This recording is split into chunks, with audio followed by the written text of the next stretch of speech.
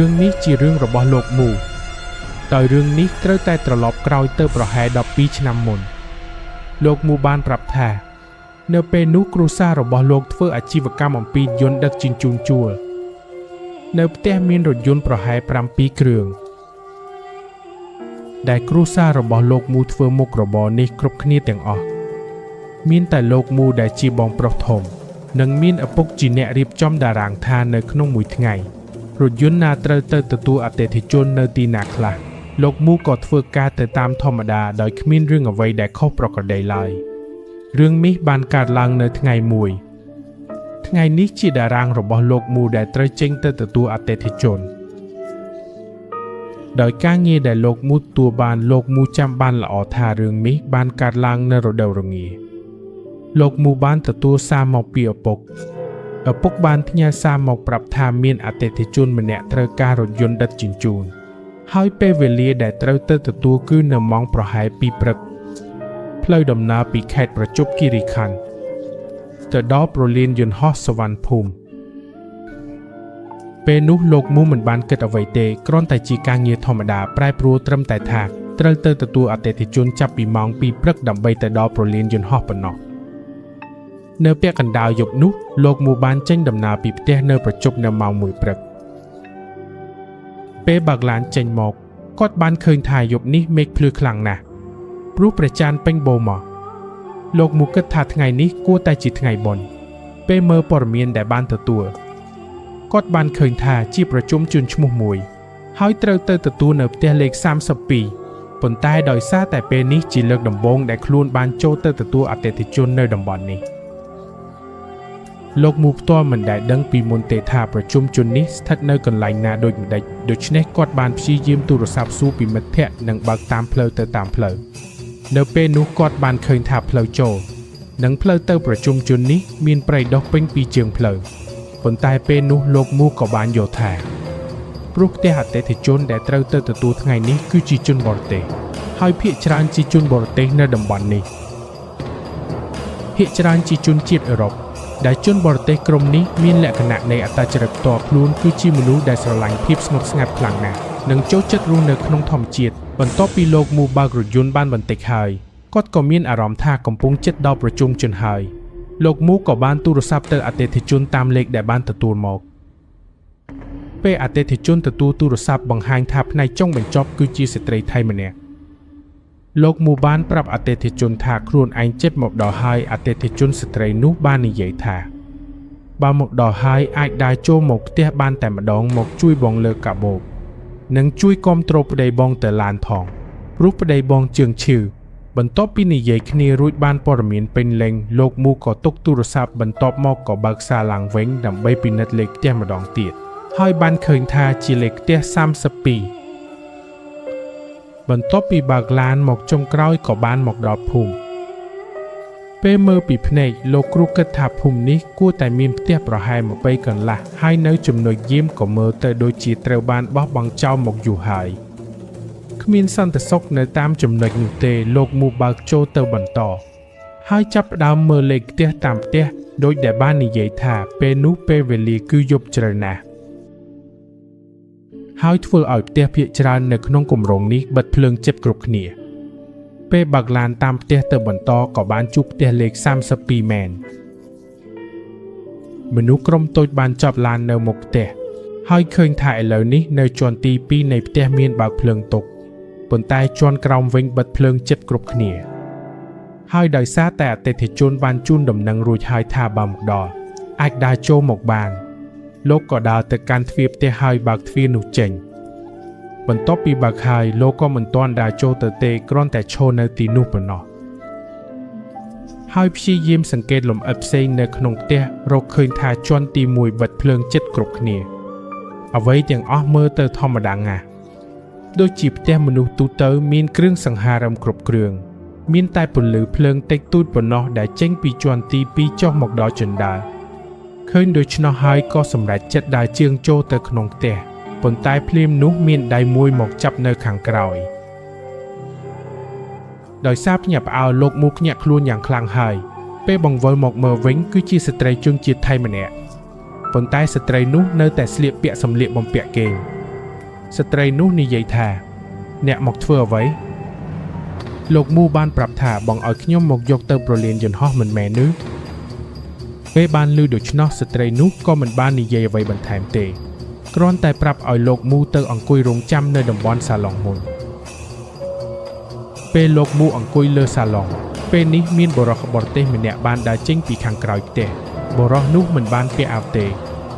ហើយមើលទៅដើរដូចជាធម្មតាណាស់នៅពេលនោះលោកមូបានសង្ស័យថាអតិថិជនបានប្រាប់ថាគូស្នេហ៍របស់ខ្លួនឈឺជើងមិនអាចដើរបានប៉ុន្តែហេតុអ្វីបានជាឥឡូវនេះឃើញដើរបានដូចជាធម្មតាបន្ទាប់មកទាំងពីរបានដើរឡើងទៅជាន់ទី2លោកមូបានតែអង្គុយរង់ចាំនៅទីនោះបរិយាកាសនៅពេលនោះគួរឲ្យខ្លាចណាស់ព្រោះលោកមូអង្គុយនៅក្នុងភាពងឹត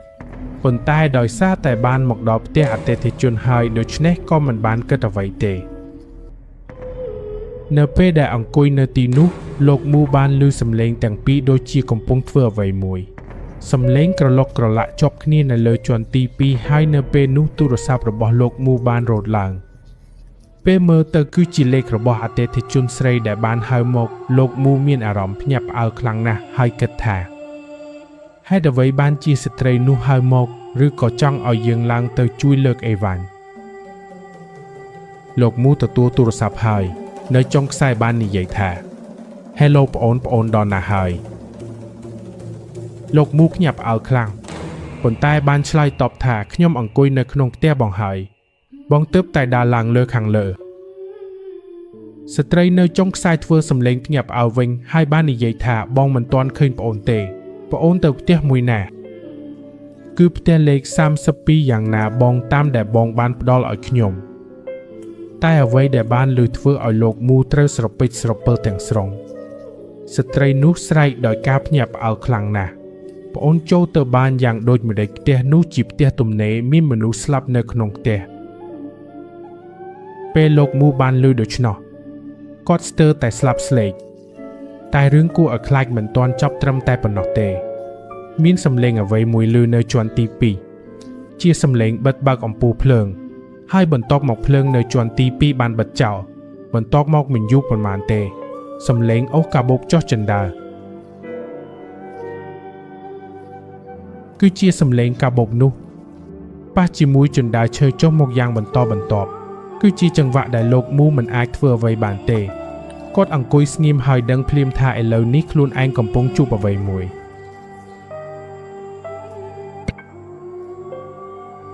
សំឡេងនោះនៅតែបន្តដូចមុន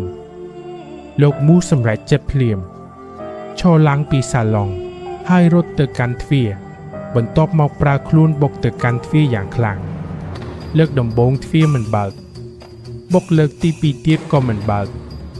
បុកលើកទី3ពេលនេះខ្លួនឯងត្រូវបានបញ្ចេញត្រឡប់មកវិញទូរស័ព្ទដៃធ្លាក់ចុះទៅគ្រប់ទីតាំងទាំងអស់ទ្វារបើកចេញមកបន្តិចពេលឃើញដូច្នោះលោកមូដឹងភ្លាមថាទ្វារត្រូវតែទាញចូលមកខ្លួនមិនមែនបុកចេញទៅក្រៅដូច្នោះទេបន្ទាប់មកមានសំឡេងសើចរបស់ស្ត្រីម្នាក់លាន់ឡើងនៅជាន់ទី2សំឡេងសើចនោះជាសំឡេងសើចរីករាយកិច្ចគប់ធំដូចជាអស់ចិត្តជាមួយអ្វីដែលលោកមូបានធ្វើតាកែកសំឡេងកាបូបដែលត្រូវបានទាញចុះមកនេះវានៅតែមានសំឡេងមិនឈប់ទេណារហូតដល់សំឡេងនោះបានខិតមកជិតជាងមុនសំឡេងកាបូបវាដល់ថ្នាក់ចុងក្រោយនៃចិន្តាកែកសំឡេងកង់នៃកាបូបធ្វើដំណើរបានត្រង់មករកលោកមូប៉ុន្តែពេលនោះលោកមូមិនបានយកចិត្តទុកដាក់ទេគ្រាន់តែគិតថាខ្លួនឯងត្រូវតែប្រញាប់ចេញពីទីនោះឲ្យបានលឿនបំផុតលោកមូបើកទ្វារយ៉ាងប្រញាប់បន្ទាប់មករត់ចេញភ្លាមដោយមិនបានយកចិត្តទុកដាក់អ្វីដែលនៅពីក្រោយពេលដែលចេញមកឈរនៅមុខផ្ទះគាត់បានងាកមើលហើយឃើញនារីម្នាក់ដែលគិតថាអាចជាអតិថិជននារីនោះឈរនៅដាំភ្លើងតូចហើយបង្ហាញទូរស័ព្ទដែលមានភ្លើងចង្គៀងហើយក្រឡេកដៃឲ្យលោកមូរត់ទៅរកពេលឃើញដូច្នោះលោកមូរត់ទៅរកភ្លាមហើយឈរដកដង្ហើមនៅក្បែរនារីនោះនារីនោះមិនបានសួរអ្វីទេហើយមើលទៅដឹងថាលោកមូបានជួបអ្វីមកនារីនោះសួរតែថាអ្នកនៅសុខសប្បាយទេប្រសិនបើសុខសប្បាយយើងទៅយករថយន្តមុនបន្ទាប់មកយើងទៅចតនៅផ្ទះខ្ញុំលោកមូតែប៉ុណ្ណោះដែលធ្វើការក្រឡេកក្បាល បន្ទាប់មកទាំងពីរបន្តិចមួយទៅផ្ទះនោះពេលឡើងរថយន្តបានគឺបើករថចេញភ្លាមហើយទៅចតនៅផ្ទះអតិថិជននោះលោកមូបានចុះទៅអង្គុយស្ងប់ស្ងាត់នៅក្នុងផ្ទះអង្គុយរំភើបសក់ស្រួចទាំងស្រុងនារីនោះបានទៅឆុងកាហ្វេមកហើយនិយាយជាមួយលោកមូថាមិនចាំបាច់ប្រញាប់ទេស្ងប់ស្ងាត់មួយផ្លែតមិនអីទេបងយេប្រហែលពាក់កណ្ដាលម៉ោងក៏បានមិនអីទេអង្គុយធ្វើចិត្តអល់ល្អមុនបន្ទាប់មកពេលរួចរាល់ហើយយើងចេញទៅវិញពេលនោះលោកមូខ្លាចខ្លាំងណាស់ប៉ុន្តែក៏មិនចង់សួរអ្វីទាំងអស់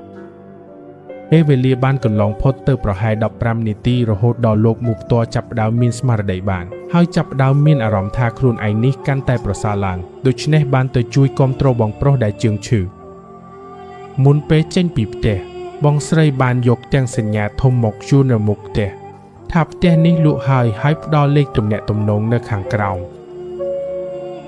បន្ទាប់មកមនុស្ស3នាក់នោះក៏បានធ្វើដំណើរចេញពីផ្ទះប៉ុន្តែពេលនោះលោកមូក៏នៅតែមានអារម្មណ៍មិនសូវស្រួលសោះប៉ុន្តែដោយសារតែភារកិច្ចដែលត្រូវទៅបញ្ជូនអតិថិជនឲ្យបានលោកក៏ព្យាយាមបង្ខំចិត្តបើកឡានបន្តទៅទៀតរហូតដល់បើកបានមួយរយៈធំមួយហើយបានមកដល់ប្រហែលពាក់កណ្ដាលផ្លូវហើយពេលនេះឡានក៏បានឈប់នៅស្ថានីយ៍ប្រេងបន្ទាប់មកលោកមូក៏បានសម្រេចចិត្តសួរបងស្រីនោះថាផ្ទះនោះមានរឿងអ្វីកើតឡើងពិតប្រាកដបងស្រីនោះក៏បានប្រាប់ថារឿងនេះបានកន្លងមកប្រហែល1ឆ្នាំហើយ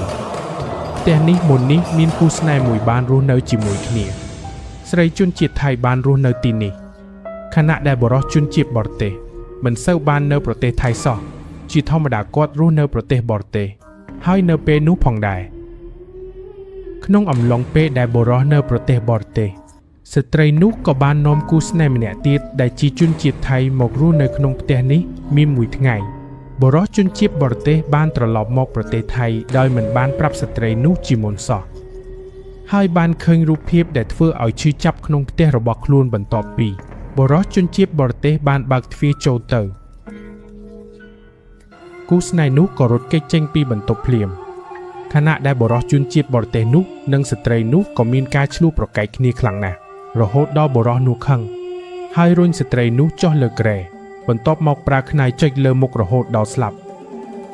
ពេលវេលាបានកន្លងផុតទៅប្រហែល4ដល់5ថ្ងៃអ្នកជិតខាងចាប់ផ្ដើមសង្កេតឃើញភាពមិនប្រក្រតីថាហេតុអ្វីបានជាស្ត្រីនោះមិនចេញទៅណាឡើយហើយមិនបានឃើញមុខអស់រយៈពេលប៉ុន្មានថ្ងៃហើយឥឡូវនេះចាប់ផ្ដើមមានក្លិនអ្វីមួយចេញមកពីផ្ទះនេះដូច្នេះពួកគេបានសម្រេចចិត្តទូរស័ព្ទជូនមន្ត្រីប៉ូលីសនៅពេលដែលមន្ត្រីមកដល់ពួកគេបានជួបជាមួយបុរសជនជាតិបរទេសនោះកំពុងឈរបាញ់ទឹកដាក់ដើមឈើនៅមុខផ្ទះនៅពេលដែលបុរសនោះឃើញមន្ត្រីគាត់បានរត់ចូលទៅក្នុងផ្ទះជាន់ទី2ភ្លាមហើយប្រើកាំភ្លើងបាញ់ក្បាលខ្លួនឯងរហូតដល់ស្លាប់រូបរាងរបស់បុរសបានដួលចុះហើយគេងនៅក្បែររូបរាងរបស់ស្ត្រី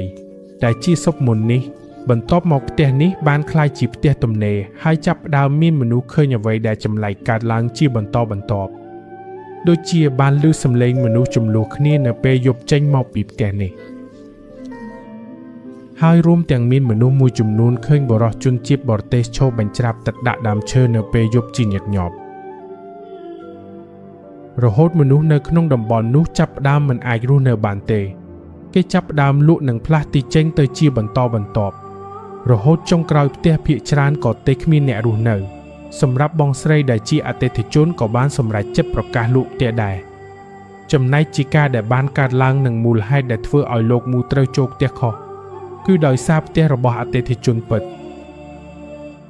នៅផ្ទះលេខ23ប៉ុន្តែដោយចៃដន្យអតិថិជនបានវាយលេខផ្ទះខុសទៅឲ្យលោកមូជា32ដូច្នេះលោកមូបានជួបរឿងគួរឲ្យខ្លាចនិងរឿងភ័យស្លន់ស្លោបន្ទាប់ពីបានបញ្ចប់ការបញ្ជូនអតិថិជនរួចរាល់លោកមូក៏បាន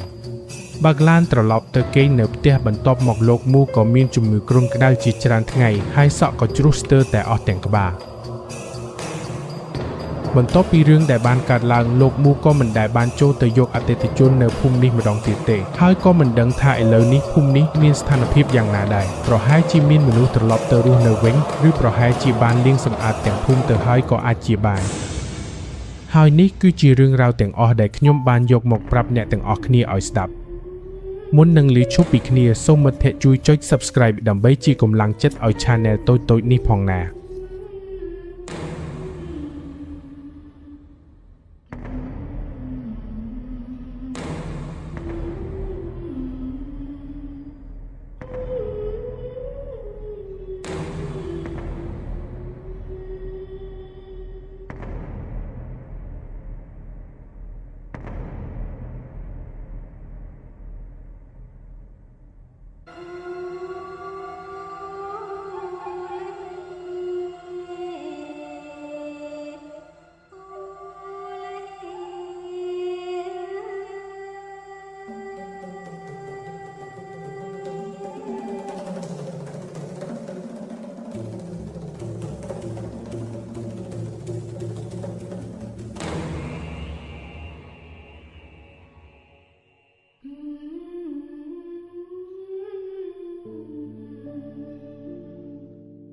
Mm-hmm.